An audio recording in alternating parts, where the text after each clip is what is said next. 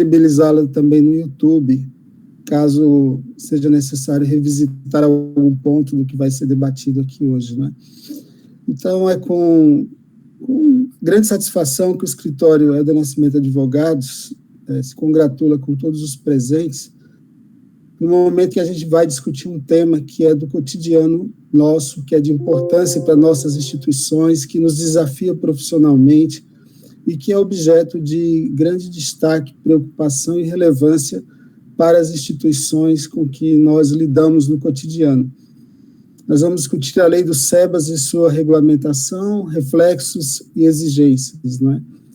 Gostaria de registrar inicialmente que o escritório do Nascimento Advogados também adere à campanha do Outubro Rosa e deixa como mensagem: previna-se, cuide-se, a sua saúde merece.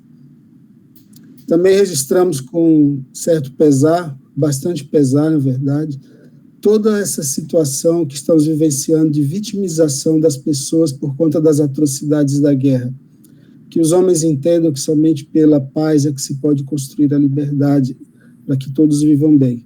Então fica o nosso registro para esse momento tão difícil para todos, para todas as guerras do mundo, né? Por conta de todas as guerras que existem no planeta atualmente. Bom, gostaria de, sem mais delongas, fazer-lhes a apresentação dos nossos debatedores. Nós temos aqui o Glauco Reis, que é sócio do escritório Monella Advogados, ele está falando de São Paulo agora, é especialista em matéria do terceiro setor e advoga na área há mais de 20 anos, com grande dedicação, é uma pessoa muito estimada e é nosso companheiro, parceiro, amigo, que tem colaborado muito com o escritório também e que está aqui nesse momento. Quero também registrar aqui a presença do Dr. Elton Luiz, sócio do escritório de advogados, especialista em direito tributário e formando em contabilidade, com larga atuação também na matéria do terceiro setor. E aqui, bendita entre os homens, temos a Clécia Mota, assistente social, com especialização em elaboração e monitoramento de projetos sociais, e também psicanalista, né? E que tem sócia do escritório Social Conte, e que vamos hoje ter uma visão mista dos problemas que são relacionados às atividades decorrentes da Lei Complementar 187. Né? Então, hoje eu queria também começar dizendo que debater uma lei que tem pelo menos 26 dispositivos carentes de regulamentação é refletir sobre algumas possibilidades, probabilidades que são mais razoáveis, possíveis, ou, quem sabe, serão fruto da criatividade do legislador. Nós não sabemos ainda do Poder Executivo, na verdade, né? E, para isso, eu gostaria de começar com uma provocação, né? Para a educação, para a saúde, para a assistência social, nós temos muitas novidades na Lei Complementar 187, relativamente à Lei 12.101, a lei Ordinária 12.101, considerada em alguns dispositivos inconstitucional pelo STF. O que mudou? Quem se sentir à vontade, por favor, pode começar a reflexão. Bom, Helder, primeiramente, eu queria desejar uma boa tarde a todos que estão aqui conosco, né? Agradecer as suas palavras aí de carinho para conosco aqui da Monella Advogados, né? Na nossa aliança, na 3S, né? Junto com a Helder Nascimento Advogados. E aí, agradecer amplamente a oportunidade de estar aqui hoje para trocar esse conhecimento com todos aqui e com a equipe, né, com a Clécia e com o Elton, com o Dr. Elton junto. Bom, Helder, eu vou trazer aqui uma impressão nossa, né? Eu já venho trabalhando um tempo, a gente já vem fazendo algumas apresentações aí pelo Brasil todo com relação à nova lei, né, a Lei Complementar 187, fruto da declaração de inconstitucionalidade, como você bem colocou, de certos dispositivos da Lei 12.101, mas o que a gente olha aqui? Independente da declaração de inconstitucionalidade de alguns dispositivos da Lei 12.101, independente da entrada em vigor da Lei 187, a grande realidade é a tentativa, ou pelo menos a correção do equívoco formal. Quando a gente fala, né, de declaração de inconstitucionalidade da Lei 12.101, o debate ocorrido lá no Supremo Tribunal Federal, que culminou na declaração de inconstitucionalidade, era que os requisitos de contraprestação das entidades em suas 3 áreas, assistência social propriamente dita, educação ou saúde, vinham regulados, vinham com exigência pela Lei 12.101, que era uma lei ordinária, uma lei de rito mais célere, uma lei muito mais ao sabor do governo do que uma lei complementar, que exige uma tramitação diferenciada na casa, exige uma representação muito maior. E foi justamente nesse sentido, com as declarações de inconstitucionalidade suprema, de forma afastando o erro de formalidade, porque vinham regulados em uma lei ordinária e não numa lei complementar, como exige a Constituição Federal, houve a promulgação da Lei 187 de 2021, corrigindo esse equívoco formal, essa falha formal que era carregada pela Lei 12.101. Então, hoje a gente tem requisitos de contraprestação que passam a ser exigidos, agora sim, por um formalismo constitucional, previsto no artigo 146.2, que somente lei complementar é o veículo hábil a regulamentar a imunidade tributária ou as limitações ao poder de tributar. Então, nesse sentido, mudou drasticamente, porque hoje a gente tem uma lei posta, uma lei complementar posta, tem suas falhas, tem seus desmandos, tem seus questionamentos, nós vamos tratar aqui ao longo dessa tarde. Lógico, não é uma lei perfeita, né? Mas ela põe de forma categórica e em conformidade com o texto constitucional a contrapartida a ser exigida das entidades beneficentes. Então, quando eu tinha lá na educação, que atribuir um aluno gratuito para cada 5 pagantes, na saúde, 60%, né, de leito à disposição do SUS, ou na assistência social, a gratuidade de forma integral, prevista em lei ordinária, existia sim essa demanda judicial, existia toda essa discussão de quase 20 anos dentro do STF, né? Aliás, se sobreporam a 20 anos. E foi pacificado com a declaração de inconstitucionalidade, mas por vício formal, não por vício material. O vício formal encontra-se supostamente corrigido agora na Lei 187, na Lei Complementar 187, acatando os dizeres da Constituição, toda aquela exigência antes, formalmente exigida em lei ordinária e não possível aos olhos da Constituição, passa a ser exigido a partir de 16 de dezembro de 2021. Né? Então, muda muito. Eu não tenho mais um viés legal, eu não tenho um viés cogente que possa me proteger de eu não cumprir esses regamentos a partir de 16 de dezembro de 2021. Né? E aí eu sempre gosto de colocar essa fala assim, existe na Lei 187, na Lei Complementar 187, praticamente uma reprodução da Lei 12.101, com alguns avanços que nós vamos tratar aqui, a Clécia vai falar lá no âmbito da assistência, a doutora Elton também vai fazer algumas colocações aí, no âmbito da saúde e da educação existem alguns avanços, no âmbito dos aspectos gerais existem alguns avanços, né? E algumas modificações, mas ela é muito similar ao que formalmente era, equivocadamente na sua forma, era exigido por lei ordinária.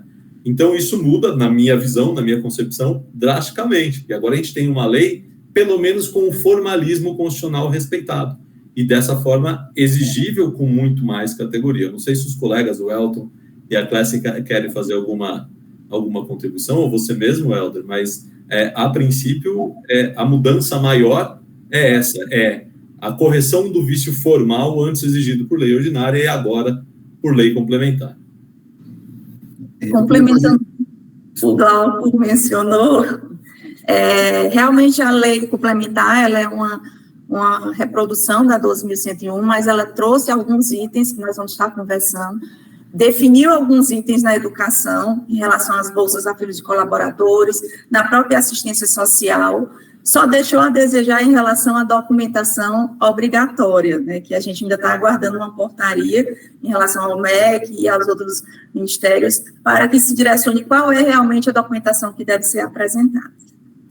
E em complemento, né, ao que os colegas falaram, é bem verdade que é quase que uma reprodução. Eu senti falta de algumas coisas, né? É uma lei que ela não é 100%, tem suas falhas, como o Glauco falou, mas diante de uma semelhança com a legislação anterior, eu vi alguns avanços em relação aos efeitos tributários, que nós vamos conversar mais adiante, mas tem uma situação que me causou um pouco estranho na saúde, por exemplo, né, onde uma disposição que havia na Lei 12.101, que era da prioridade de contratação das entidades beneficentes, foi tirada da lei complementar. Essa disposição tinha na 12.101, mas não está na lei complementar. Então, o legislador achou por bem tirar essa prioridade da entidade beneficente, certificada com o SEBAS. Para além disso, existem algumas outras questões, né, formais, que são benéficas às instituições, sem querer detalhar uma a uma, mas eu vou citar uma na educação, que é a questão da análise do perfil socioeconômico em caso de falsidade documental ou informacional do beneficiário. Nesses casos, a lei trouxe de uma forma bastante clara que, uma vez a entidade sendo diligente em todas as informações e no processo, ela não pode ser prejudicada por uma informação inverídica trazida pela parte beneficiária, né? Então, isso aí, existem alguns contrapontos, por vezes a lei ela foi bastante interessante, outras vezes deixou a desejar, mas isso aí é uma análise, né, criteriosa de artigo a artigo, que a gente não vai poder fazer aqui pelo tempo. Mas eu queria só esses esclarecimentos, Glauco, que eu concordo plenamente com você, que a mudança principal realmente é no modo de beneficência das entidades, a contrapartida dessas entidades. O Helder me permita, Elton, só para a gente seguir só mais um pouquinho nessa compreensão, agradando ou não, hoje a gente tem uma questão, depois de 20 anos de debate no Supremo Tribunal Federal, aonde ficou, pelo menos, pontuado ou pacificado que tal regulamento só pode ser exigível e decorre apenas de lei complementar, as contrapartidas. Nesse reboque, veio a Lei 187, concordo com o Elton, né, como eu também falei aqui, com seus acertos e erros, nós vamos ver alguns passos de desburocratização, outros passos ainda lacunosos, como você bem colocou, 26 artigos pendentes de regulamentação. A regulamentação está quase, a lei entrou em vigor em 2021, nós estamos às portas de dezembro de 2023, para praticamente 3 anos sem regulamentação. Nós vamos tratar aqui um pouquinho mais à frente, né, do aspecto como os ministérios estão tratando nisso. Mas eu vejo, né, de certa forma, com bons olhos. Pacificou, pelo menos, a qual lei eu devo seguir, né? O que eu devo realizar, o que eu tenho que executar na minha entidade para obter o tão almejado certificado de entidade beneficente de assistência social e, por decorrência da sua obtenção, o gozo da imunidade tributária. Lembrando, gente, que nem sempre o SEBAS é só o veículo imunizador. Ele é um passo gigantesco para recebimento de emendas parlamentares, ele abre portas na iniciativa privada também, né, porque todos sabem que o reconhecimento através do certificado de entidade beneficente de assistência social traz grande valia para a minha entidade, né? Muitas vezes a gente vê pessoas que sequer sabem o que é o SEBAS perguntando para a nossa entidade se ela é possuidora do SEBAS quando quer realizar uma parceria ou uma adoção. Então, na nossa visão, né, aqui nós da Monelo Advogados, junto com vocês também, né, da Helder Nascimento, nós temos uma recepção, de certa forma, muito positiva da Lei 187. Né? Ela pacificou alguns entendimentos, eu não tenho mais aquela dúvida, olha, cumpro ou não cumpro esse regramento? Faço ou não faço? Porque se eu não fizer, o advogado vai entrar com uma demanda X, com a demanda Y, e eu vou... E isso fica um ciclo vicioso, né? Algo sem fim. Com a entrada em vigor da Lei 187, me parece, né, já em 3 anos, que essa questão de legitimidade ou não da exigência da contraprestação está um pouco mais pacificada no âmbito do país, né? Temos colegas tributaristas que são contrários, respeito às opiniões, né? Mas a verdade a lei está posta, ela está aí e produzindo efeitos desde dezembro de 2021. Eu gosto também, nesse momento, Helder, só pedir mais um minutinho da fala, até para daí passar para o Elton uma visão, né? Mas assim, a gente tem a lei complementar vigente desde 16 de dezembro de 2021. Mas a gente sabe, a Clécia vai tratar disso também, você mesmo, Helder, vai levantar aqui, que tem inúmeros processos, ainda sob égide da Lei 12.101, não julgados nos 3 ministérios, em especial no Ministério da Educação, né, que tem um pouco mais de demanda, tem uma problemática estrutural, talvez, que traz um pouco mais de demora na apreciação dos processos. Mas a gente tem que ter, então, esse ponto e olhar para a Lei 187. A Lei 187 passa a viger e passa a regular a certificação das entidades beneficentes a partir de 16 de dezembro de 2021. Anterior a isso, eu continuo, né, até por disposição do artigo 40, salvo engano, parágrafo 2º da própria lei, que fala que os processos anteriores à entrada em vigência da Lei 187 são observados à luz da legislação anterior que os regia. Então, eles serão ainda observados pela Lei 12.101 com as declarações de inconstitucionalidades declaradas pelo Supremo Tribunal Federal. Então, eu tenho ali a contraprestação da educação, não é exigível por força da ADIM 4480, a 100% da gratuidade na assistência social, não é exigível até a entrada em vigor da 187, por conta da ADIM 4480. A grande problemática restou para a saúde, que não houve a declaração expressa de inconstitucionalidade da exigência dos 60%, né, lei do SUS. Mas, se a gente observar aí a tese a tese 32 fixada pelo Supremo, falando que somente lei complementar é a forma exigível para essa contraprestação, há como as entidades de saúde que não cumpriram o referido percentual até a entrada em vigor, conseguir aí algum pleito judicialmente para se desincumbir da obrigação anterior à Lei 187. Está mutado, Helder. Gostaria de aproveitar essa deixa do Glauco, né, e trazer que realmente no cotidiano nós vivenciamos situações de entidades que têm recursos ou processos de requerimento ou renovação pendentes, como você bem acentuou aí, desde antes da Lei Complementar 187. Como é que tem sido no cotidiano, no dia a dia, a vivência profissional do serviço social, da advocacia, lógico, respeitando o sigilo aqui, a gente não vai entrar nesse detalhe, mas como tem sido a percepção, a inquietação, que manejos têm sido articulados para poder obter uma tranquilidade jurídica com relação a essas situações de processos pendentes? Como é que vocês estão vendo isso?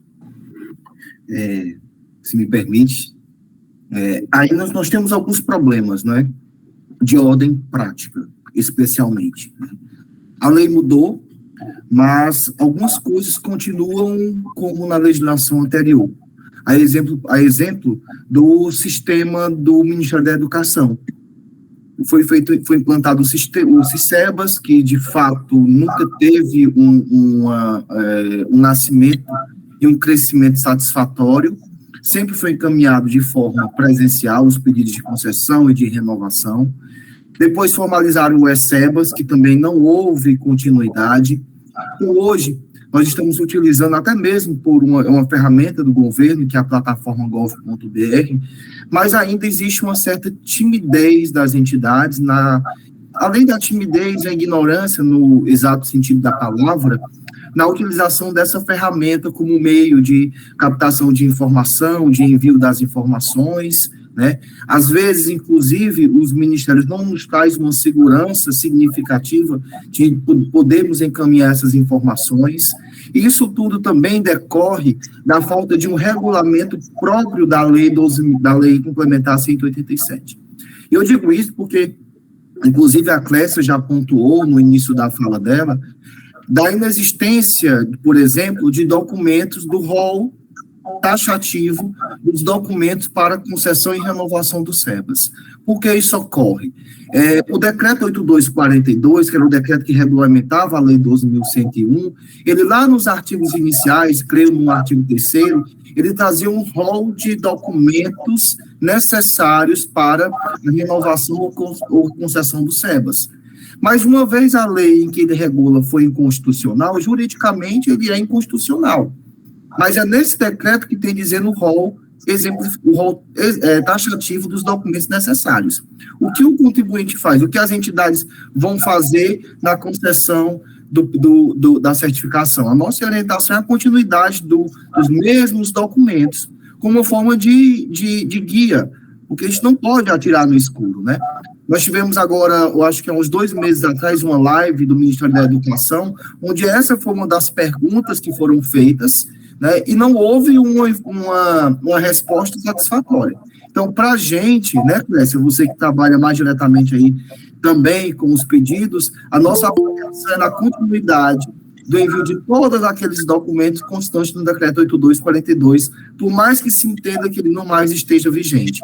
Você concorda, Clécia, com essa informação da necessidade E eu digo, até para além da educação, dos formulários, né, dos relatórios, e aí eu acho até abrir a palavra para você falar dos relatórios, da essencialidade deles, da forma, da maneira de elaborar os relatórios, tanto da assistência como da saúde e da educação, porque já afeta a sua área. E exatamente como o Elton bem mencionou, um dos instrumentos que as instituições, tanto da assistência social, da saúde como da educação, usam para demonstrar o seu serviço são relatórios. Então, os relatórios, é importante que eles sejam objetivos, que eles sejam claros, que sejam pautados em dados concretos, né? Na certeza de que aquela informação, ela tem uma raiz. E, principalmente, nós temos que pensar que as informações que a gente coloca no nosso relatório, elas têm que demonstrar o quê? A continuidade do nosso serviço, quais são os tipos de proteção que nós estamos executando. Então, os relatórios, eles não precisam ser extensos. Eu não preciso fazer um relatório de 20 páginas para falar das minhas atividades. Eu preciso ser objetivo e colocar informações que são imprescindíveis. E até, complementando a fala do Elton, em relação à vivência hoje nas instituições, em algumas instituições nós temos muita dificuldade quando é exigido de um outro órgão o comprovante que somos uma instituição que temos o SEBAS. E aí você pega um protocolo do ano passado como um diário oficial do ano 2017, um exemplo, e é aquele órgão que não conhece muitas vezes a lei do SEBAS, ele não aceita. E existe uma morosidade muito grande, principalmente da educação, em dar esse retorno, em dar informação sobre o processo e até analisar aquele processo para conceder a certificação à instituição.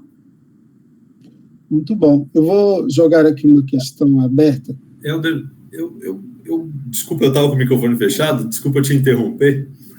Só para complementar a fala dos colegas, eu concordo, nós estamos com uma ausência de regulamentação, né, como falamos aqui no começo. Então, assim, as entidades, para os processos formados sob a égide da 187, não tem regulamento. Eu não tenho a obrigatoriedade de algum documento ainda exigível regulamentado. Eu não tenho um modo de operação ainda declarado pelo legislativo ou por uma lei para como realizar. Mas é claro, a gente acabou de chegar numa conclusão aqui, conjunta quase que todos, que a Lei 187, ela é uma espécie de reprodução da Lei 12.101. A Lei 12.101, a gente não pode perder de vista que ela vigeu, né, e ainda para os processos que estão sob a sua égide, faz seus efeitos até 16 de dezembro de 2021. Então, por quase 12 anos, os 3 ministérios, tanto a saúde, quanto a educação, quanto a assistência, se aparataram para o cumprimento da Lei 12.101. O que eles conseguem enxergar hoje é o cumprimento similar a essa forma. Então, tudo que a gente cumpria nos processos da Lei 12.101 de forma documental, à exceção das contrapartidas, perfeito? À exceção das contrapartidas, eu tenho que transportar ainda na minha apresentação de documentos para a Lei 187. Por que isso, Helder? Por que eu faço essa provocação? Porque, diante da ausência de regulamentação, a lei não deu um prazo de transição onde para de se exigir os pedidos de renovação dentro dos seus prazos legais. Então, quem tinha um vencimento de processo agora em 23, teria que apresentar naquela janela temporal de 360 dias o seu requerimento, mas ele não tem um manual de como pedir. O que eu faço? Por tendência de observação das entidades, dos ministérios, protocola-se o mesmo rol, como colocado pelo Dr. Elton, pela Clécia, coloca-se o mesmo rol exigido anteriormente pela Lei 12.101. Obviamente, se chegar uma regulamentação com alguma nuance de diferença, é obrigação dos ministérios diligenciar as entidades e falar, olha, sob a égide da Lei 187, precisa que seu modelo X, Y, Z seja agora amarelo e não mais vermelho, né? Então, por favor, me traga esse modelo de forma vermelha e não mais amarela. O essencial que a gente tem que ter em mente é que o regulamento não pode mudar a disposição de lei. Então, as proporções, a contraprestação exigida em lei vai ter que ser respeitada no regulamento. O regulamento só vai procedimentalizar como eu devo apresentar. E a grande tendência, e aí até brincando aqui com o Elton, com a Clécia, até mesmo com você, Helder, a grande tendência é que a gente veja, por exemplo, na regulamentação do Ministério da Educação, algo muito similar à Portaria 15 de 2017, que é o grande passo de documentação na educação, né? A gente tem praticamente um manual de como se pedir o SEBA na portaria lá de 15 de 2017. Ela tem algumas nuances de alteração por conta da nova lei? Terá.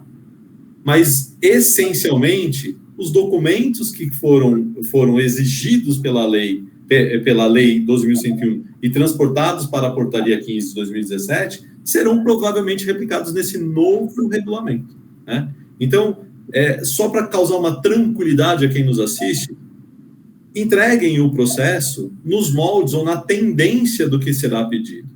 E se não cumprir exatamente com o que virá no regulamento, não pode haver surpresa. Os ministérios têm que nos diligenciar para daí sim complementarmos ou ajustarmos o processo oferecido na sua data correta. O que não pode é deixar de apresentar o processo e perder a solução de continuidade aí do SEBAS, né?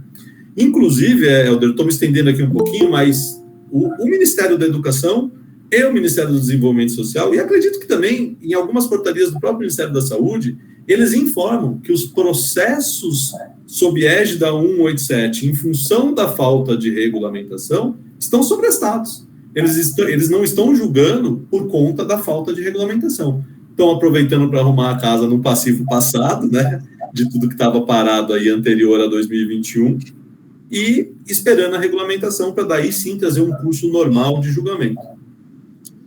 Eu queria... Não, Clécia. Só complementar um pouco a fala do Glauco, dentro da própria vivência da assistência social nas instituições, por falta exatamente desse direcionamento de documentação, nós utilizamos os instrumentais que tem na portaria. Esses instrumentais, hoje, eles são o direcionamento que as instituições de educação, elas estão utilizando na sua prestação de contas, né, e na sua organização e registro das informações. Perfeito. É importante considerar que, mesmo que haja um indeferimento por algum erro humano, material, técnico, sempre vai caber uma medida judicial, porque a falta de regulamentação não pode trazer prejuízo para a instituição. E é nesse sentido que nós temos visto ainda muitas publicações, que nós acompanhamos diariamente as matérias de SEBAS, as intimações de processos judiciais e administrativos, e nós temos visto uma grande quantidade de indeferimento de processos represados. Outros ainda, né, estão com decisões ainda suspensas por conta desse entendimento do Ministério, mas pode ser que sejam publicações de processos pendentes ainda, já julgados, etc. Né?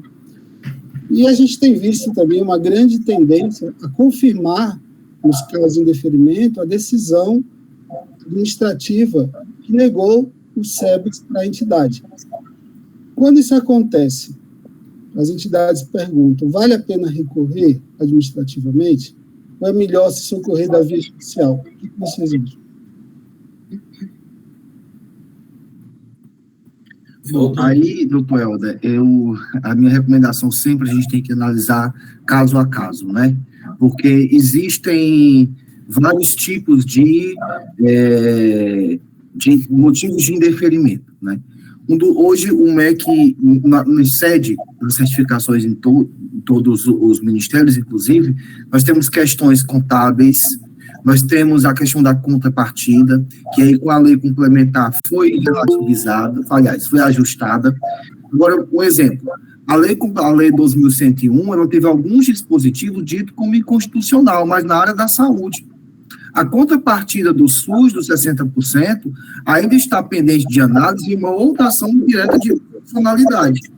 Por mais que o STF já tenha, em diversas oportunidades, inclusive matéria do tema 32, que diz que esse modo de contrapartida só pode ser feito por lei complementar, o próprio MEC tem um entendimento de que, da lei 2101 na área da saúde, de cobrar os 60%.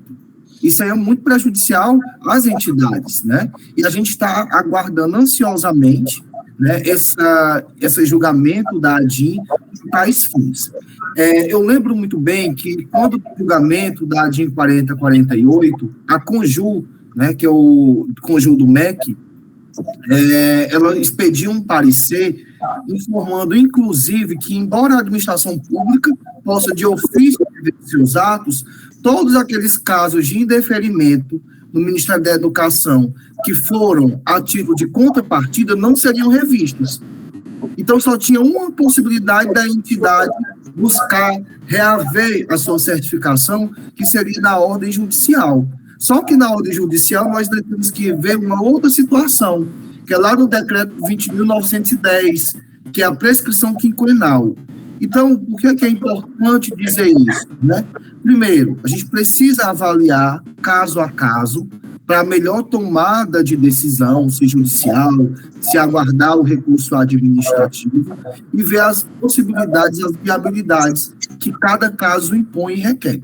E aí a gente tem que ver de acordo com o marco legal, né, o marco temporal e analisar tudo em conjunto, inclusive trazendo outros conceitos, outros conhecimentos, como na área da assistência social, a área da contabilidade, que também são casos de indeferimento. A Clécia mesmo tem aí uma vasta experiência na área, não por menos na área da assistência social, mas precisamente na área da assistência social mesmo, estrita, né? Há muitos casos de indeferimento por conta da inabilidade na elaboração dos relatórios. E a inabilidade se consiste, Clécia, você até me corrige e acrescente, né, na questão da tipificação da assistência social, se de atendimento, se garantia de direitos, se do assessoramento, e essa inabilidade pode resultar, né, no indeferimento do pedido. Então, veja que são várias questões e devem ser analisadas caso a caso. Mas eu quero deixar para a Clécia, para a gente ir também um pouco para a assistência social, Clécia, propriamente dita, em relação aos relatórios, novamente, e já deixando o doutor, se o senhor me permite, para ela falar um pouco, porque tem muitos rostos conhecidos aqui da área da educação. Aí eu queria, Glauco, você também me permitir, dar um espaço maior agora para a Clécia, para tratar de dois assuntos, né? Da questão da tipificação dos relatórios da assistência social e da análise de renda e patrimônio para as bolsas, os alunos bolsistas da educação, na parte da educação. Então, nas instituições que são da área de assistência social, é muito importante que a gente perceba, quando pensamos num projeto ou mesmo ações, qual é o tipo de proteção e qual é o tipo de serviço que nós queremos ofertar.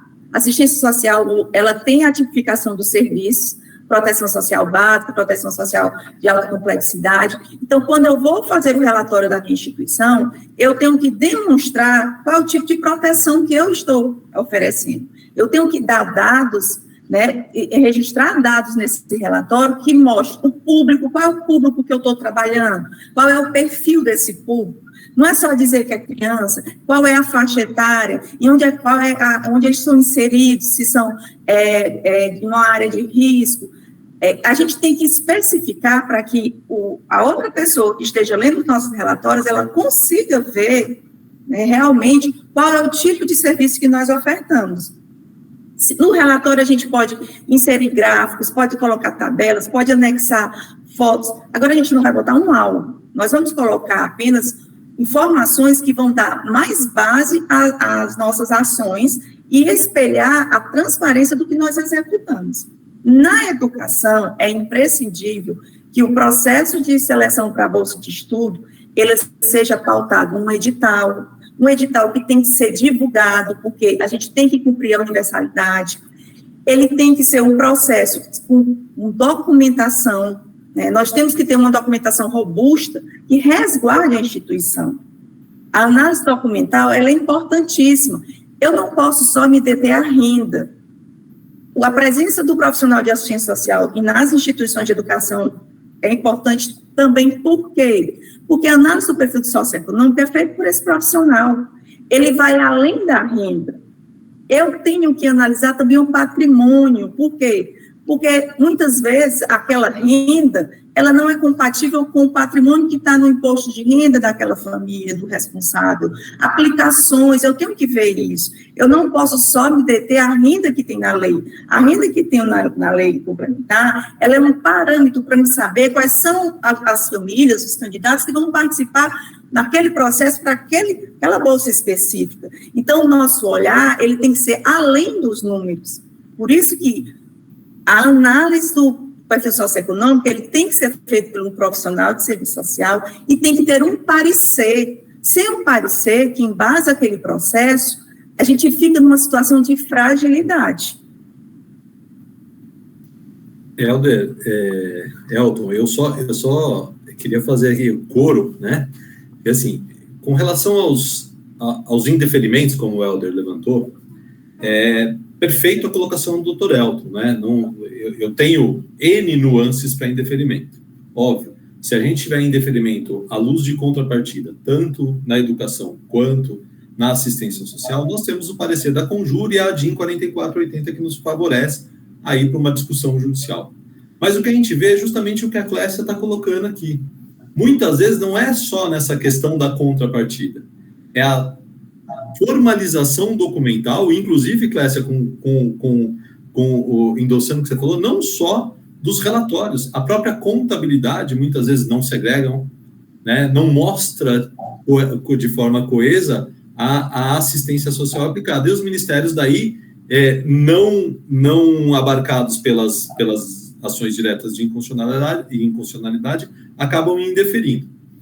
Respondendo o Helder, na prática, quando a gente identifica esse tipo de indeferimento, ou seja, dessas equívocos na demonstração contábil, equívoco no relatório de atividades, o recurso administrativo ainda tem sido de grande valia, o recurso administrativo junto aos ministérios, né? Notadamente no Ministério do Desenvolvimento, tem aberto as portas, né? A gente consegue sim, muitas vezes, um relatório de atividades mal elaborado quando do curso do processo, depois reapresentado de forma coesa, com a visão correta de assistência social, reformar esse julgado em grau recursal, e tem sido muito bem aceito, tanto pelos 3 ministérios, eu até vejo isso. Agora, se é uma questão de constitucionalidade e inconstitucionalidade, é óbvio, né, como bem colocou o Dr. Elton, a gente assistindo o próprio parecer Conjur, que não era para o Ministério revisitar a matéria, mesmo que tenha decidido contra a decisão do Supremo, só nos resta o único caminho aí, o judicial. Então, Helder, assim, faço minhas as palavras que o Dr. Elton colocou, no sentido de temos que observar o motivo, né? Aí com as entidades que nos assistem hoje, com o seu jurídico interno, ou com os jurídicos aí que as apoiam, revisitar esses momentos de indeferimento, né? E verificar qual é o motivo mesmo, e se cabe ainda um argumento administrativo que tem sido bem aceito, notadamente no âmbito da assistência social. O Ministério do Desenvolvimento tem feito um trabalho bastante interessante nesse sentido de acolhimento, né? Agora, quanto ao papel do profissional do serviço social, como bem colocado pela Clécia, eu só tenho uma posição aqui, Helder. O advogado fala do processo judicial, o contador da sua área contábil. Quando se fala de relatório de atividades, seja na saúde ou na educação, não só na assistência social propriamente dita, é fundamental a presença desse profissional. A gente vê aqui, já na Lei 187, a possibilidade do alargamento do valor da concessão de gratuidade, desde que fundamentado no parecer do profissional do serviço social. Então, de suma importância, não só para o deferimento, até para o indeferimento de bolsas, é uma figura extremamente importante e extremamente valorizada no processo de formação aí dos pedidos de renovação. Obrigado. Eu diria que o serviço social, a assistente social, ela é cada vez mais uma função estratégica dentro da organização. E ela deveria ter um assento junto aos conselhos, não permanente, necessariamente, mas ser convidado, ser ouvido durante no monitoramento regular que deve se fazer dos benefícios concedidos às pessoas. E por derradeiro, ainda nesse debate, né, sobre transparência e prestação de contas, eu queria lembrar que nós entendemos aqui que o SEBAS, para além de ser uma imunidade tributária assegurada formalmente, né, pela lei complementar e por força da Constituição, ele significa maior alcance social do próprio Estado, que se vale das entidades privadas, as associações, nomeadamente fundações, para realizar o bem comum, no campo da educação, da saúde e da assistência. Nós temos isso claro. Ocorre que, muitas vezes, nós identificamos na gestão um foco excessivo, não diria excessivo, justo, no cumprimento das finalidades sociais, mas se esquecem das formalidades. Faz-se o bem, mas não se demonstra bem formalmente. Então, tropeçar no certificado por conta de um problema de uma não conformidade contábil, não conformidade por um relatório social, né? Não atingimento de metas, não monitoramento, falta de registro das operações, falta de transparência, problemas estatutários. A legislação trouxe também uma modificação com relação ao estatuto, que eu vou pedir que vocês comentem, não é que seria importante ter isso, mas lembrar que, durante o período em que o SEBAS ainda está em análise para renovação ou concessão, ou mesmo recurso, se houver uma modificação do quadro gestor da entidade por uma eleição de nova diretoria e conselho fiscal, mesmo que não haja uma diligência, a entidade deve remeter ao ministério respectivo aquela documentação para mostrar que é uma nova gestão e isso evitar protelar ainda mais por diligências que podem ser arguídas. Então, nesse sentido, eu queria pedir que vocês explorassem um pouquinho mais essa questão da transparência e da prestação de contas em todas as áreas, né, de todos os aspectos, na questão do SEBAS. Por favor, fique à vontade. Nas três áreas, o primeiro indicador de transparência nas instituições que são certificadas é a própria placa indicativa, que é exigida, né, que é para ser colocada em um local público, visível, né, ao público, e que traga a nossa condição de beneficente e a área de atuação. Então, na educação, nós temos na transparência o quê? Todo ano, nós temos que enviar, né, a instituição tem que enviar até o dia 30 de abril, o relatório de monitoramento das atividades do ano anterior, juntamente com as demonstrações contábeis. Na assistência social, nós temos também todo ano a entrega dos relatórios de atividades do ano anterior e o plano de ação do ano seguinte. E na saúde também nós temos que comprovar, né, a prestação de serviço ao SUS, né, anualmente. Então, são indicadores que trazem a transparência e complementando o que o Helder falou, as instituições, elas fazem muito. O que falta é o registro. Nós temos que ter em mente que nós temos que sempre estar como se fôssemos fazer a nossa renovação do certificado todo ano. Por quê? Porque no ano que vai vir a renovação, a gente prepara todos os documentos, busca todas as informações. Mas não, nós temos que estar sempre com a nossa documentação organizada para qualquer momento que chegue ou uma visita, ou uma fiscalização, nós possamos mostrar de forma transparente as ações que executamos e como fazemos. E aí é interessante, adentrando um pouco na questão de prestação de contas, porque, às vezes, algumas entidades, elas ignoram o fato de que todos os requisitos devem ser preenchidos continuamente. Ou seja, eu tenho o SEBAS deferido, mas durante todo aquele período em que eu estou certificado, eu preciso continuar a cumprir todos os requisitos da lei. Ou seja, eu não devo preencher os requisitos apenas no momento em que eu vou pedir a concessão. E é por isso que existem esses relatórios que, por exemplo, o relatório anual de monitoramento, tem muita entidade de educação hoje presente aqui. Esse relatório anual de monitoramento está previsto no decreto 8242, mas eu ainda recomendo que a gente encaminhe, porque embora nós não tenhamos o regulamento ainda da lei complementar, é uma questão, inclusive, de transparência para a gente e que muito provavelmente vai constar no relatório. Então, para a gente não perder de vista essa obrigação, vamos continuar mandando esse relatório. Na parte da saúde, por exemplo, existem os sistemas informatizados, né?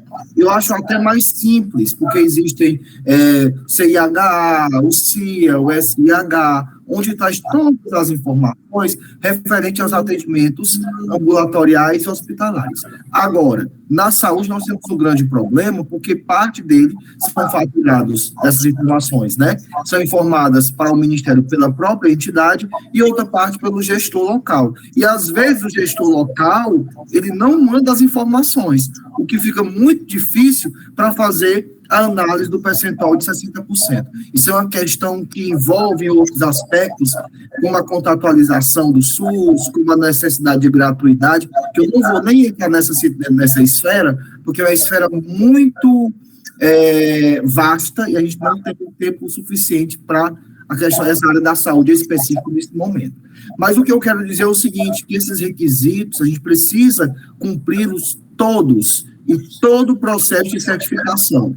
Agora, parece-me que deu uma pausa, mas há um tempo atrás estávamos recebendo muitos processos de supervisão.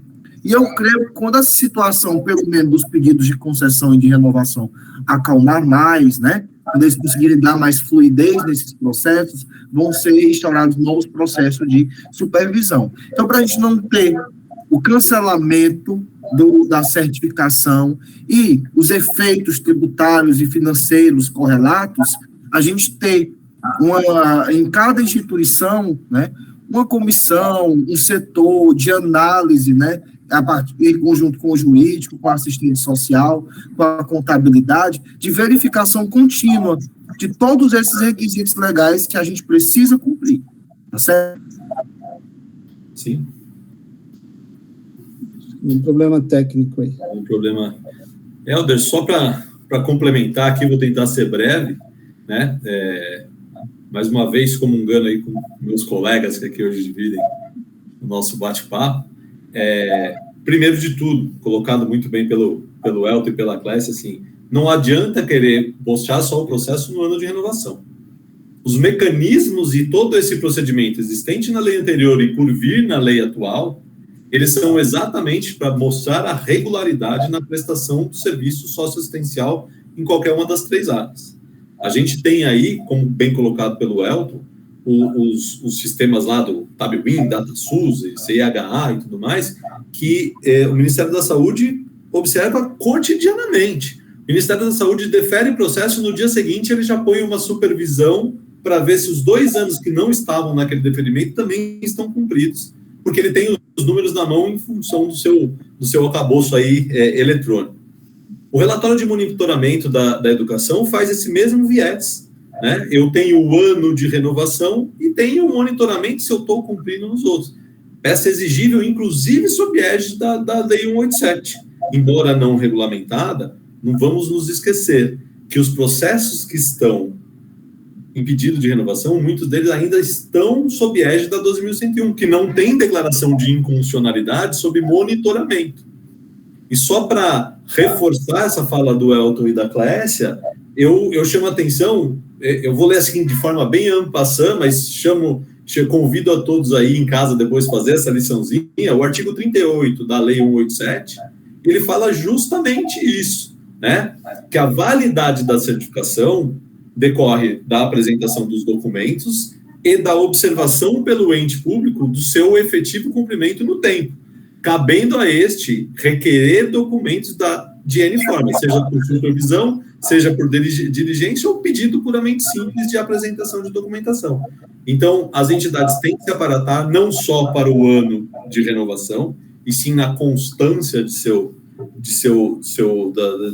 prestação de serviço assistencial, e ficar tranquilo. Quanto à transparência, isso revela, né, sim, a transparência através desses mecanismos, e muito bem colocado pela Clécia, a questão da placa. A placa é um requisito hoje exigível, e quando não existente na entidade, cabe até o indeferimento do processo de renovação quando não visto a publicidade através da placa. Parece uma coisa boba, mas se a gente citar aqui a exemplo, o Ministério do Desenvolvimento faz visita em loco. E a primeira pergunta que eles fazem quando eles chegam na entidade é: cadê a placa? E a placa tem que estar lá. Então, se atentar, né, o pessoal que nos assiste, nos acompanha hoje, se atentar a essa questão de transparência que é de extrema importância, como você colocou no começo da sua pergunta, jogar todo um trabalho, às vezes, fora por uma questão procedimental até ínfima, perto a toda a realização praticada pela entidade. Em muitas entidades, nós não encontramos a placa, e em algumas, nós encontramos uma placa de 10 anos antes. Então, é preciso também atualizar essa informação, de maneira que a gente tenha uma transparência de maneira cristalina se o meu SEBAS ainda está vigente na organização. Então, isso é fundamental.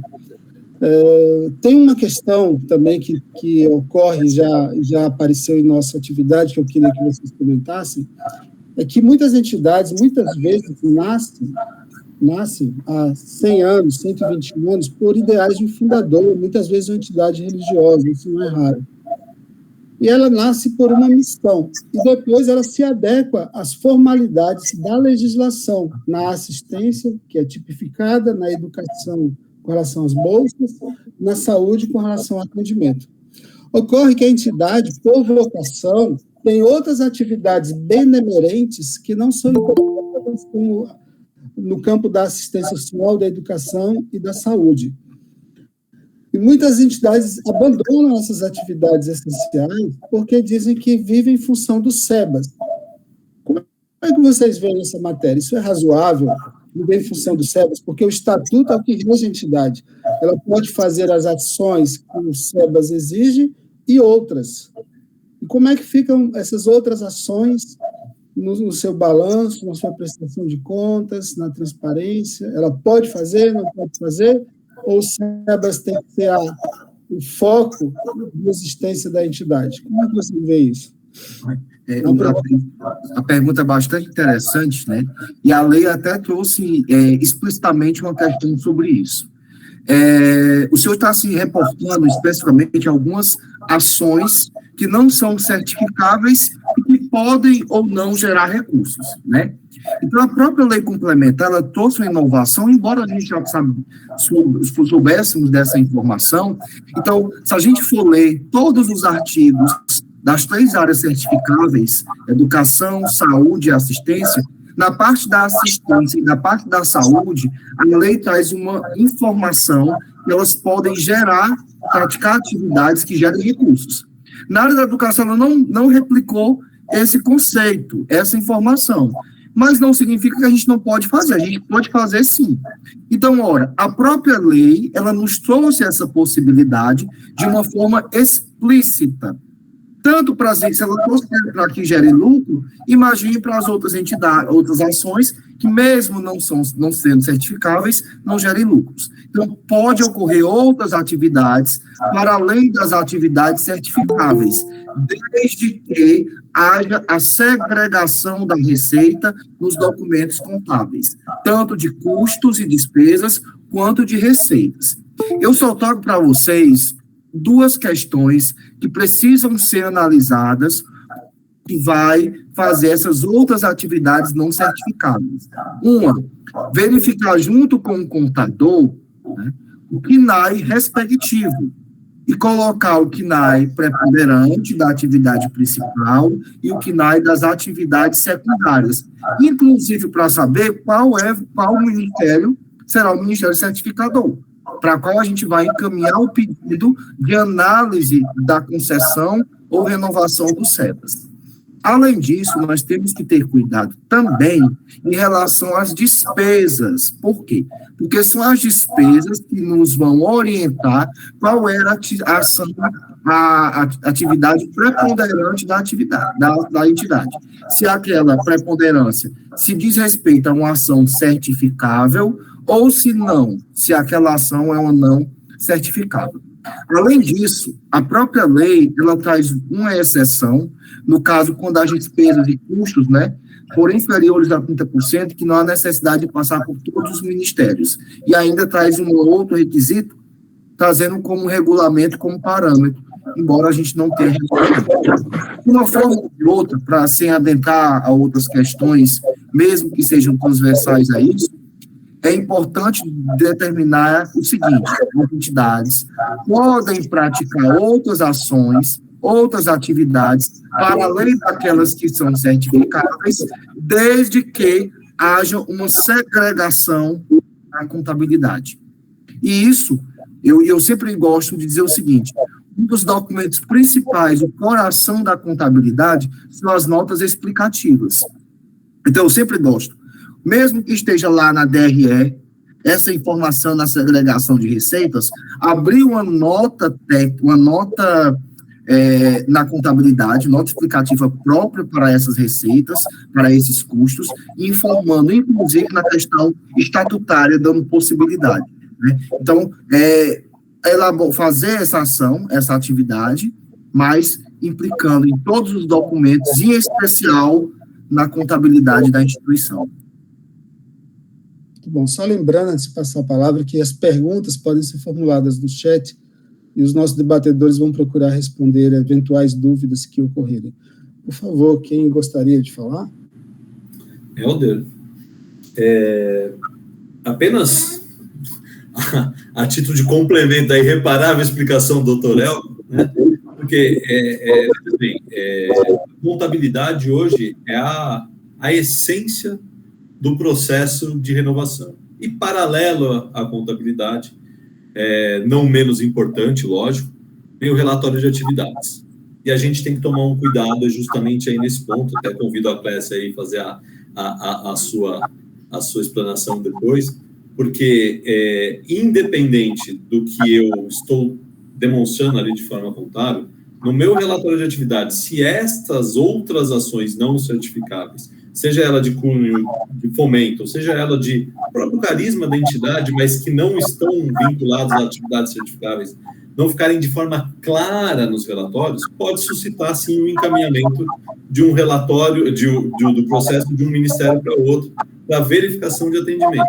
E a grande problemática que a gente enfrenta no dia a dia desse tipo de situação é que o Ministério Receptor, ele não vai olhar para ver se é ou não é atividade certificável. Ele simplesmente vai sair diligenciando para a entidade mostrar se cumpre ou não cumpre. Isso muitas vezes atrasa ou causa um certo encontro dentro do processo. Então, o ponto como bem colocado pelo Dr. Elton, contabilidade de forma clara, segregada, cumprindo as normas brasileiras, né? Tem aí o contador voltado ao terceiro setor. A contabilidade, se vocês derem um procurar na palavra contabilidade ou contábil na Lei 187, vocês vão encontrar ela por mais de 20 vezes mencionada. A contabilidade é de extrema importância. E, paralelo a isso, o relatório de atividade, que vai demonstrar de forma clara, sucinta, porque, como colocado pela Clécia, o relatório de atividade sempre é muito técnico, né? Não adianta a gente ficar colando fotografia, palavra do presidente e outras coisas mais. Vamos fazer um relatório de atividade de 1000 páginas se ele não trouxer a essência da entidade em consonância com o que os ministérios querem ver. Então, muito cuidado nesse momento. Perfeitamente factível qualquer atividade para as entidades, desde que respeitadas aquelas prevenções que o Dr. Elton levantou, notadamente com as despesas, para não superarem as atividades certificáveis, né? E eu só queria fazer uma brincadeira aqui, doutor Elton, mas chamar a atenção, jogar um holofote para uma fala que o senhor fez, que eu julgo de suma importância, né? Existe aí na Lei 187 um mecanismo de desburocratização. Se a despesa for inferior a 30%, não haverá manifestação do Ministério Secundário. Isso não quer dizer que a entidade não tem que cumprir naquela atividade os requisitos da legislação. E eu brinco, óbvio, aqui já em brincadeira, mas lá em 21, quando saiu a lei, a gente teve questionamentos lá na Monada Advogados, na Audisa também, contadores, auditores, estou dispensado de fazer então, porque a minha saúde é superior a 80%, a minha educação é a 20%, eu não preciso mais fazer gratuidade de educação. Não é isso que a lei fala. A lei fala de forma categórica que quando inferior a 30%, um mecanismo de desburocratização, a atividade secundária não vai ser examinada. Provavelmente não será examinada no Ministério da Atividade Secundária, somente daquele certificador. Tá? Existe também a outra nuance que o doutor Elton bem levantou, que é com relação a um teto, mas ela está pendente de regulamento. Então, isso tem que ter um extremo cuidado da entidade. Não é porque a lei flexibilizou o processo de renovação que eu posso descumprir a área secundária da minha entidade. Obrigado pela atenção. Muito bom. Clécia, quer comentar alguma coisa? Só a importância de planejamento das instituições, elas terem um planejamento, porque independente se eu tenho a área preponderante educação, saúde, e a área que não é preponderante, a gente tem que ter planejamento das nossas ações, um monitoramento, para que não fuja o percentual que foi mencionado, mas também que não fuja dos critérios. É como o Glauco falou, não é porque a minha área de preponderância é a educação, eu só preciso fazer 10%, 30% na saúde. Não, eu preciso fazer porque a minha finalidade, eu sou entidade que eu tenho uma finalidade. A minha finalidade, ela existe para além do SEBAS.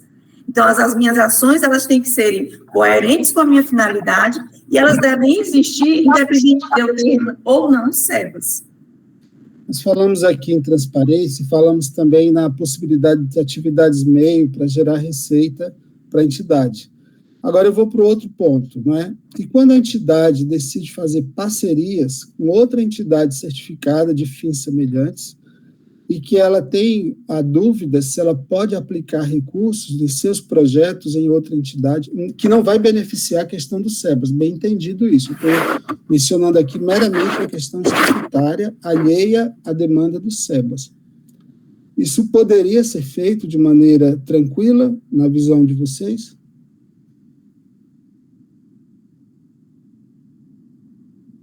Quem quer falar? Eu guardo uma cautela quanto a essas parcerias. Notadamente, aí, eu sei que você está pedindo para observar além da questão SEBAS, né? Mas na questão SEBAS, os antigos convênios filantrópicos, vamos chamar assim, né? Eles carregam aí um quê de fragilidade, se não muito bem amarrados pelas entidades participantes dessa parceria, né? Então, exijo aí, né, levanto aqui uma bandeira de extrema cautela e verificação, não é uma porta aberta que eu posso sair fazendo, tá? Eu não enxergo hoje com bons olhos, notadamente pela voracidade da Receita Federal nesse aspecto, tá? Eu acho também que é muito importante ter muita cautela nesse tipo de operação. Entretanto, por vocação estatutária natural, em algum ponto que não é um ponto de matéria SEBAS, a entidade, por seu estatuto, poderia desempenhar alguma atividade em parceria com outra entidade, desde que o projeto seja seu e haja uma contrapartida da outra entidade em relação ao bem comum, uma prestação de contas transparente entre as entidades, contas segregadas e também a condução do projeto pelo serviço social da organização. Perfeito. Quando a gente fala em transparência, a gente fala em transparência para o governo, para a sociedade, mas eu quero apontar também a necessidade da transparência para dentro da entidade. Muitas vezes, assistentes sociais não conhecem o estatuto da entidade. Olha que grave. E aí, há alterações e ele ou ela não estão a par das nuances, das particularidades do preâmbulo com o histórico da entidade, e aí hesitam muito na hora de dar ou não certos passos no desenvolvimento das suas ações. Então, essa transparência ela tem que ser para dentro e para fora. Todos os stakeholders, né, todas aquelas partes interessadas, têm que estar imbuídas, né, conhecedoras das finalidades, princípios da instituição, da organização, para que ela possa se manter. Ou seja, a entidade que tem o SEBAS, ela só tem um direito, não errar. Ela tem que acertar em tudo que faz, fazer tudo perfeitamente. Não que ela seja perfeita, mas fazer tudo perfeitamente. Isso é que é o importante. E aí, Helder, só complementando, é por isso que eu peço extrema cautela nessas parcerias de convênio. Eles não são vedados, eles não são proibidos, mas sim uma cautela essencial. Você colocou alguns passos, né? A gente também às vezes enxerga outros. Muito cuidado na realização, muito cuidado na entrega, muito cuidado no desembolso, né? Uma cautela contábil triplicada, não é nem redobrada, né? Nessas questões, justamente pela voracidade do fisco de, numa ação dessa, extremamente benemerente, extremamente válida e reconhecida, poder botar em risco toda a entidade por falta de mecanismo e observação. Aí casa muito bem o planejamento que a Clécia acabou de colocar aqui na resposta anterior. Planejamento, viabilidade, observação, chamar o conselho fiscal, né, muitas vezes letra morta dentro dos estatutos, para ver a viabilidade daquele negócio, daquele convênio, para ver se há uma exposição ou não dos riscos. E aí, obviamente, cercado tudo, isso pode ser realizado, mas com cautela, talvez mais do que redobrada, é o que a gente gosta de colocar aí nessa questão dessas parcerias. Exato, a gente se afina muito. Pois não, Elton. Eu queria só ratificar o que foi dito, né, pelo Gal, concordo plenamente. Eu queria trazer só um acréscimo, porque a gente está falando de atividade certificada, mas de entidade certificada, mas essa cautela, ela deve ser direcionada também às outras entidades que, mesmo não sendo certificadas, são sem finalidade lucrativa, né? Porque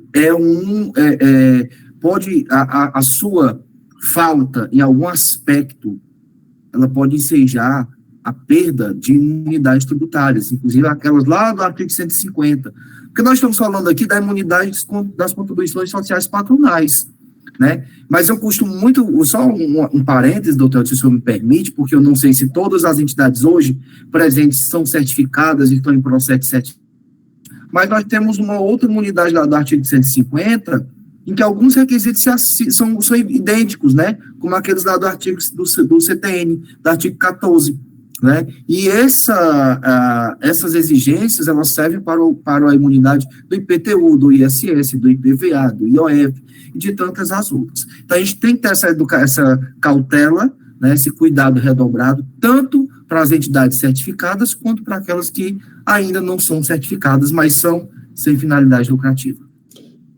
Eu gostaria de perguntar se alguém tem alguma indagação, alguma questão que queira colocar no chat, para contribuir com o nosso debate. Não? Se houver, pode nos encaminhar e nós passaremos aos expositores. Eu gostaria de passar a palavra agora para as considerações derradeiras dos nossos expositores com relação à temática. Aqui estão assistentes sociais, gestores, contadores e, creio que advogados também, participantes da nossa live. Fiquem à vontade. Eu posso inaugurar aí? Pode. Nas minhas considerações finais. Bom, gente, hoje a gente, com uma conversa mais aberta, né, queria agradecer o convite novamente do escritório Helder, né, sou atuante no terceiro setor há algum tempo, né, por óbvio que a gente não tinha a intenção hoje de ler toda a lei, de trazer, porque a lei ela não é extensa, mas ela tem algumas questões que são bastante polêmicas, que precisam ser melhor tratadas. Hoje é uma visão geral, né? A gente já fizemos recentemente, no início do ano, eu creio, doutor Helder, me me corrija se eu estiver errado, uma só sobre a parte educacional. Estamos programando uma da parte da assistência social e uma futura só da área da saúde. Então, além dessas disposições gerais, de cada área certificável. Okay. Eu queria me colocar à disposição de todos, né? Alguns já são conhecidos meus, a gente tem esse hábito de nos falarmos, e agradecer pela atenção e me colocar novamente à disposição de todos, tá certo? Estou falando hoje, inclusive já me sinto contador, doutor Helder, porque já estou finalizando Ciências Contábeis, termina agora em dezembro, né? Sou advogado há 11 anos e contador, estou me formando agora, mas já praticamente me sinto, né, da área. Então, me coloco à disposição de todos e uma boa tarde, e até em breve. Tá. Clécia, Glauco. Eu queria agradecer também esse momento rico, para todos nós que estamos participando. Só deixar aqui a minha lembrança de que devemos continuar planejando, devemos continuar monitorando, podemos sim fazer parcerias, mas a parceria ela tem que ter o nosso acompanhamento de perto. Os relatórios, eles não são só da assistente social, não só da direção, é um relatório que ele tem que ser construído a várias mãos, porque são informações que dependem de vários profissionais, e como o Glauco falou, a contabilidade, ela tem que expressar, né, as nossas ações também, e também me coloco à disposição de todos, e agradeço muito. Tem uma pergunta aqui, Glauco, antes de passar a palavra, que a Graziela Sampaio pergunta: gostaria de perguntar sobre emendas parlamentares para OSCs, Organizações da Sociedade Civil. Temos o SEBAS. É obrigatório o CNEAS para ser habilitado ao recebimento? CNEAS é o da assistência social, né? O cadastro da assistência social. Se for da área da assistência, vai depender do regulamento da própria emenda, né? O que eu chamei a atenção, ali quando eu falei na emenda parlamentar, Helder, é que assim, há tempos, quando houve as declarações de inconstitucionalidade da Lei 2101, as entidades entraram num certo alvoroço, até pela postura inicial lá do Supremo, que falou somente por lei complementar, que era o tema 32, né? Falou, olha, não preciso mais do SEBAS. E muitas entidades que, além da imunidade, também recebiam verbas advindas de emendas parlamentares, começaram a perceber que não havia inconstitucionalidade para o pedido de SEBAS para recebimento das emendas parlamentares. Então, a gente chama a atenção que o SEBAS, como você também bem colocou, ele não serve só para o exercício ou para a fruição do gozo da imunidade tributária. Ele talvez, dentro do terceiro setor, a certificação mais robusta, que mais ostenta o caráter beneficente da entidade, né? E isso abre portas, né? Quem é do Cadastro Nacional e tem emenda parlamentar advindo da área da assistência social, obviamente vai ter que estar no Cadastro de Assistência Social, do CNEAS, como os da saúde vão ter que ter o seu CNEAS, até para fazer o exercício da atividade de saúde, senão não seria possível, tá? Então, eu entendo como uma das exigências. Eu não tenho como receber algo de emenda parlamentar destinada à assistência social se eu não fizer parte desse público da assistência, como eu não terei de emendas parlamentares da saúde se eu não fizer parte da saúde. Tá? Espero ter respondido aí a pergunta da colega que fez a questão. Ok. Suas considerações, por favor. Helder, assim, em primeiro lugar, agradecer essa oportunidade, essa troca com o Dr. Elton, com a Clécia, enriquecedor.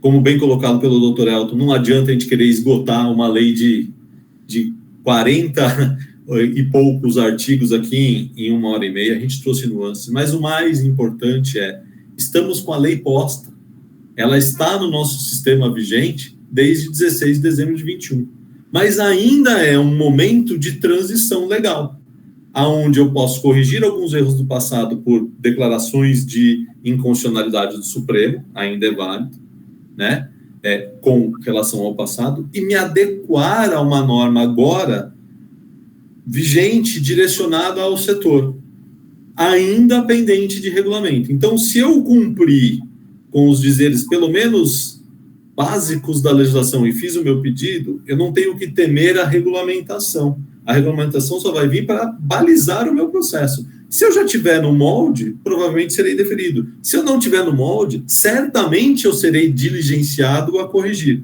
Então, isso é de extrema importância. É um momento ainda, desde 2017, quando começou a declaração de inconstitucionalidade do Supremo, até a entrada em vigor, e esse momento ainda pende de regulamentação, essencial que as entidades que estão aqui, que nos assistem, se apropriem da norma, que conheçam a sua área, que enxerguem as minúcias dessa legislação para ter um bom conviver com essa certificação tão importante para a entidade. Então, mesmo que essa fala tivesse sido com menos de meia hora, mas apenas a gente jogasse esse holofote, né, muito bem colocado pelo Elton, pela Cássia, aí com a sua coordenação, Helder, que eu só posso agradecer o carinho com que trata a gente aqui da Monella Advogados, né? Então, ressalvar, todos aqui que estão presentes, vamos nos assenhorar dessa norma, não deixar ela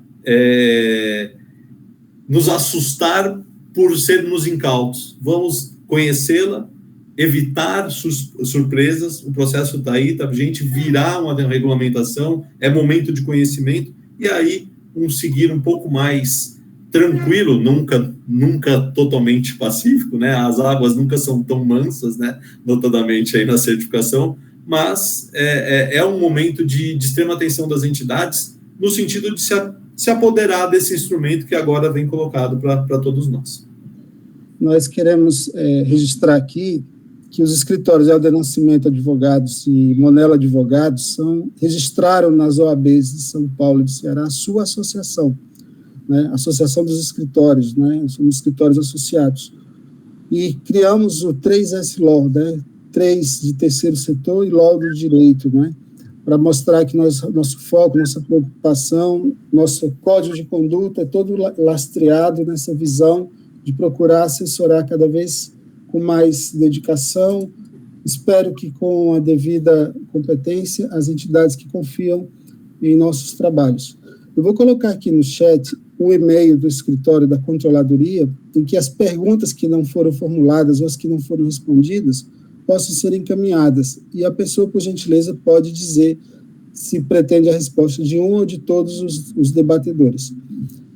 E agradecendo imensamente pela participação de todos, nós queremos encerrar esse momento. Há muitas palavras aqui generosas, de gentileza, de atenção, que nós também agradecemos. Temos muito apreço, carinho e reconhecimento pelo terceiro setor, porque nós entendemos que uma das nossas missões é gerar valor para nós, para nossos profissionais, nossos clientes e para a sociedade. Essa é a missão do escritório. E também da Monella Advogados junto conosco, né? Então, nós agradecemos muito pela participação de todos e aguardem comunicação para novo momento, nova live, onde nós traremos outros temas que possam ser pertinentes e interessantes para a sua entidade. Obrigado e até um outro momento. Obrigado. Obrigado aos debatedores também. Até logo. Tchau. Boa tarde.